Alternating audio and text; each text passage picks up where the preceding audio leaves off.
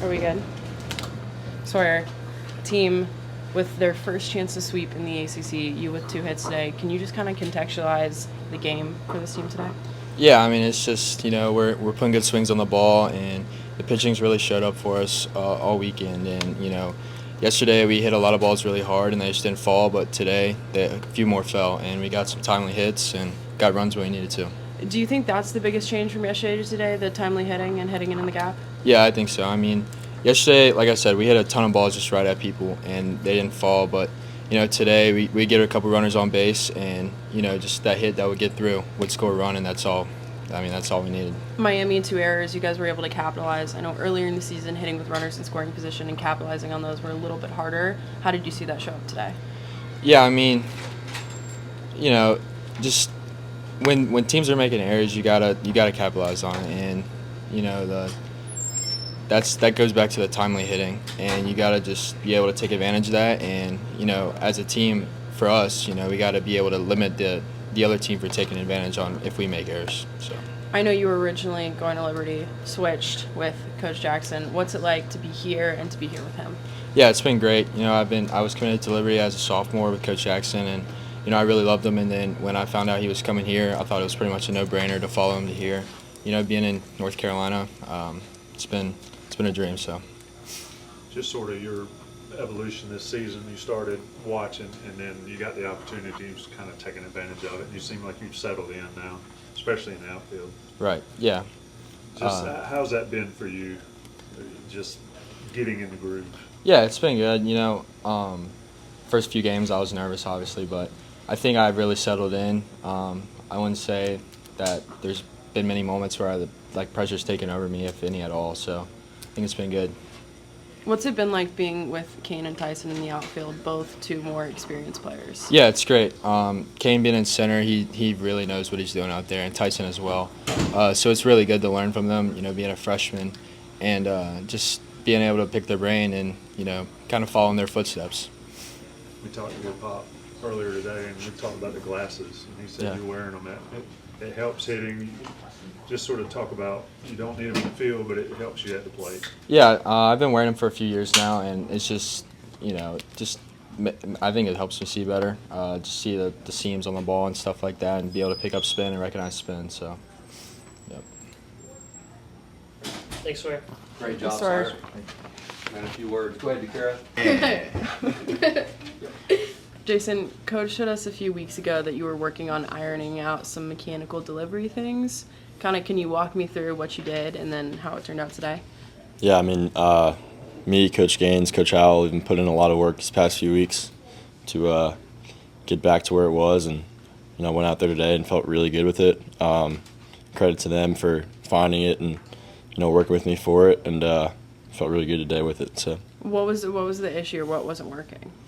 Just coming out of my backside a little early, flying open. That's why fastball has been pretty inconsistent, but I feel like I did a much better job today. And then how do you kind of stay mentally locked in? I mean, pitching so much mental energy and strength. How do you do that even when you know that you aren't playing your best, you don't have your best stuff? I think that's when it's most important. You have to focus and lock in. I mean, when you don't have your best stuff, you still have to find a way to go out and get outs. Credit to the defense behind me. I mean, they're great. Any ball in play, pretty confident it's going to be an out. So just knowing that you don't have to do everything, and the guys behind you are going to help you. Have you started relying any more on some of your other off-speed offerings when you don't have that fastball consistency? I think I've kind of been forced to the past few weeks, but it was good today to be able to establish the fastball early and go off of that. Was there a point in the game today where you really felt that you had it?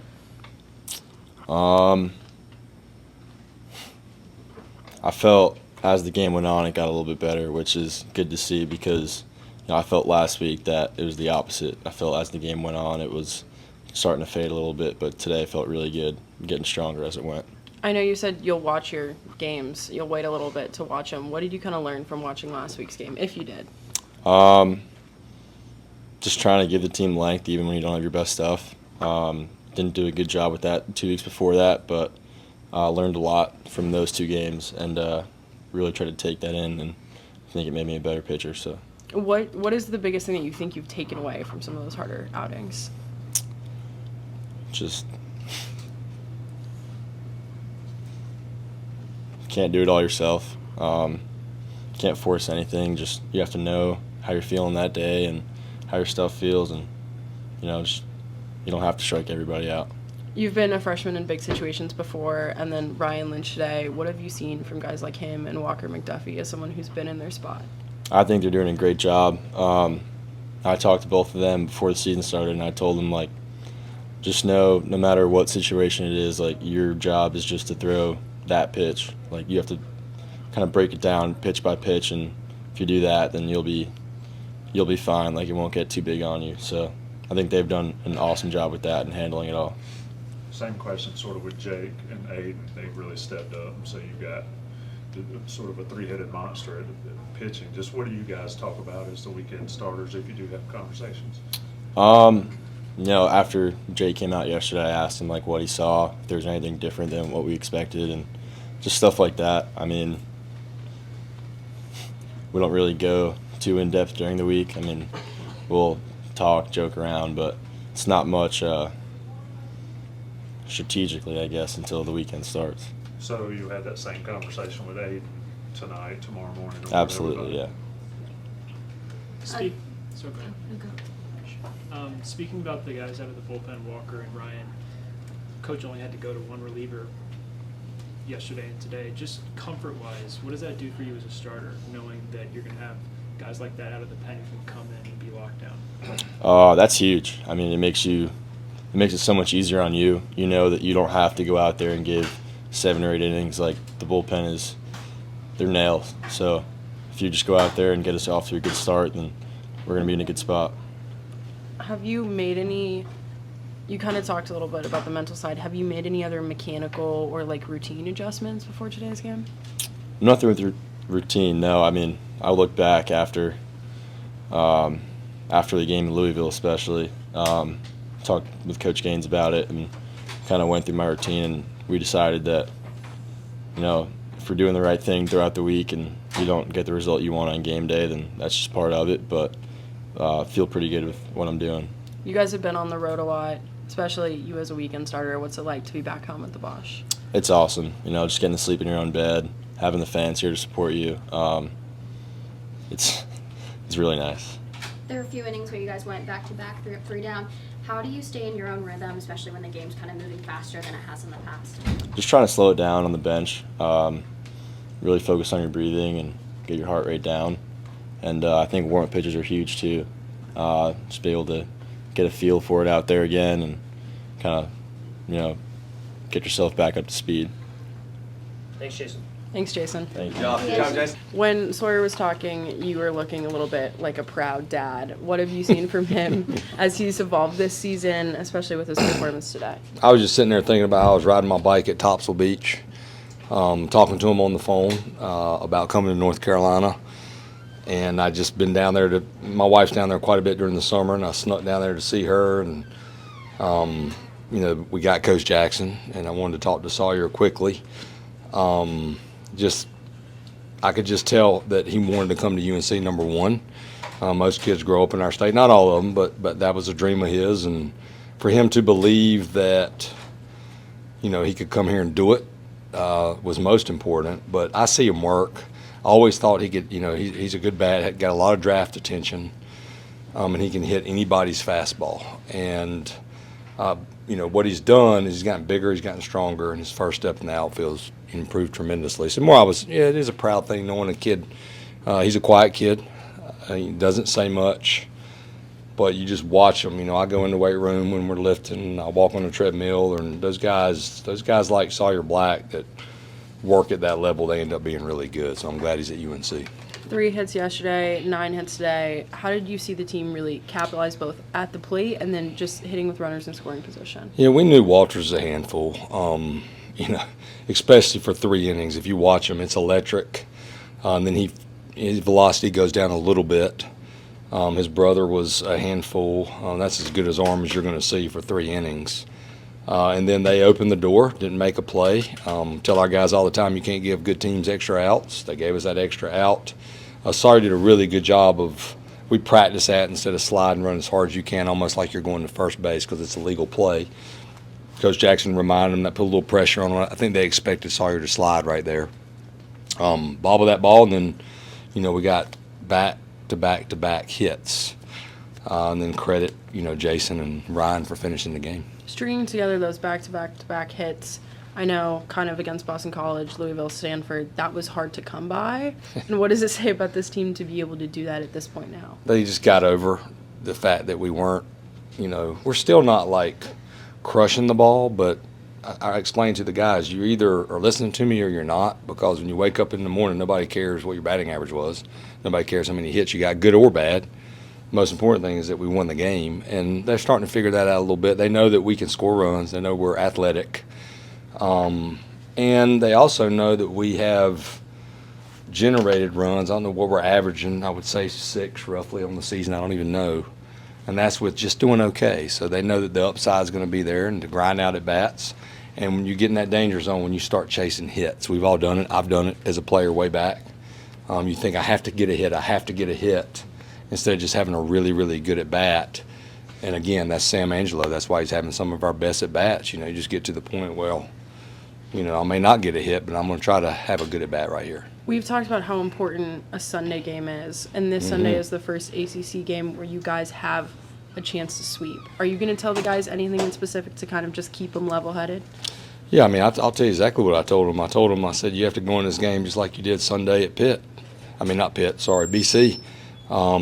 If you want to just show up and just think you're going to show up and get a sweep, you're going to be disappointed. But if you show up determined to find a way to get it done, even if you don't, you're going to feel pretty good about it. And that's the type of team this team is. Like, we have to show up every game, and we have to play hard-nosed baseball. We didn't get a bunt down today. We got to get those little things that we have to be able to do to find a way to sweep, because it's, sweeps can be just as important as not getting swept.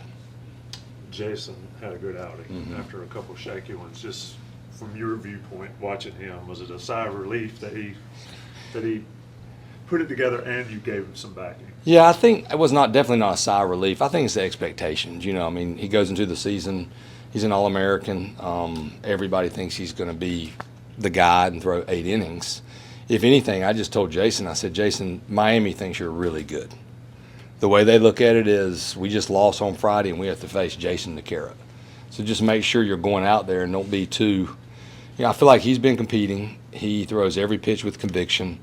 But I was a pitching coach a long time, and it's just like hitting, you can be off a little bit. But one thing about Jason DeCaro where he's never off is right here. And I can't say where else. He's competitive. And, if you're like that, you'll iron out those mechanics. So it didn't surprise me to see that. And I still don't think he's where he will be. I think his off speed is getting better. His fastball command was really good today, but he's capable of doing the same thing that Knapp and Houck have done and striking more guys out. And I thought he was as good as he's been all year. If you notice with Jason, too, the Cuvée at bat, go back and watch it, a big moment, he goes from 92 to 95. And he's always had that trait. Reminds me a lot of Alex White. When you match up, we talked about this a little bit, but you had Walker come in for Knapp, and then you had Lynch for DeCaro. Are you matching guys up, or is it just who's available that day and who you feel good about? Yeah, it doesn't always work out like it did the last 2 days, but that was exactly how we wanted it to work out. Yesterday, Ryan threw a good amount of pitches. He needed another day of rest. He was not available yesterday. And in a perfect world yesterday, we wanted to go Knapp, McDuffie. In a perfect world today, we wanted to go DeCaro and Lynch. The world isn't always perfect, but that's how it worked out. Really, instead of matchups, I look more just best pitcher, period. I was telling the coaches in 2013, we really didn't have a left-hander out of the bullpen, but Chris McHugh was our setup guy, and he had a really good changeup, and he was our best pitcher. So you have to be careful thinking too much matchup if the guy that's going in is not nearly as good as Ryan Lynch or Walker McDuffie. So I told Ryan today, I said, today is going to be your day if we go to you. I want you to treat it like this is the only day you're pitching, potentially, until we play Duke. Because I remember being a pitching coach and just telling guys, like, hey, leave it all out there. You don't have to save anything. You're going to be out tomorrow. We come back early against Duke, and he can be a starter too, and he showed that today. Those two guys remind me like a Trent Thornton or Dalton Pence. They're not just one-inning closers. They can be multiple innings, and we would like to use them like that. Like one guy pitches this day, the other guy pitches this day. Using only 4 pitchers in 2 days, how does that give you all an extra boost going into tomorrow for this week? I mean, it's the name of the game. If you have horse after horse after horse, and we have guys that I think are really good, that are going to help us win too, that haven't pitched a ton, but they're going to. But what it allows is, it allows those guys to be fresher. And the fresher they are, the better they're going to feel. They don't get worn down. You look at last weekend, we didn't throw but 6 guys, 7 guys. Olin was available today. It's been a big boost as well. But I do feel like this pitching staff, we can outstuff you sometimes. Like, if it's 3-1, a fastball, we're going to find out if you can hit it. And that's not always the case. Sometimes you got to mix in a slider if it's 89-90. But these guys, they have stuff as well as competitiveness and command. But it helps tremendously. You said that, Jason's always got the compete factor, and he's always there mentally. But have you seen kind of this tough stretch teach him anything? Has he matured in any way? Good for him. You come in here, you're a freshman All-American. I tell our guys, you got to eliminate the noise. You let other people praise you, because if you're praising yourself, you're going to get humbled quickly. The game will humble you. But it's always good for guys, especially after that freshman year where they are so good, they need to struggle some.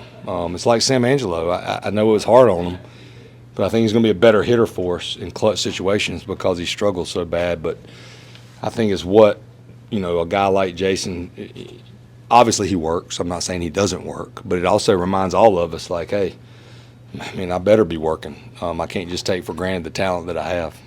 Going back to the hitting side of things, the runs came in the 4th inning, but guys were left on in other innings. How do you guys find the momentum in the other innings to not leave guys on, or, it's okay that all runs come in 1 inning? No, well, it's definitely okay if they all come in 1 inning and we win, if we have a crooked number. But, yeah, and you go back. I enjoy watching the games and just saying, like, Madera's a great example. Where was the 2-0 pitch? I don't want our guys thinking I'm going to walk. I want our guys thinking I'm going to do damage, no matter who they are. So just coaching them and making sure they have the right approach and make sure they're not, you don't want your players ever to fear what you're going to say to them. And here they shouldn't unless it's an effort issue. But like in that situation, I want Alex Madera to feel like I can hit the ball over the wall. Like I can get a good swing off in a 2-0 count. Now maybe it was a dot, but I think I'm going to go back and see that was a pitch that, if he's ready to hit a little bit more, maybe he does hit it in the net in right field because he's capable. So that's all we'll look at. Like, it happens though. I tell our guys all the time, you keep getting them on base. Keep getting on base, somebody's going to get a big hit. Thanks, Thank y'all. Coach. Yeah. Y'all have a good night.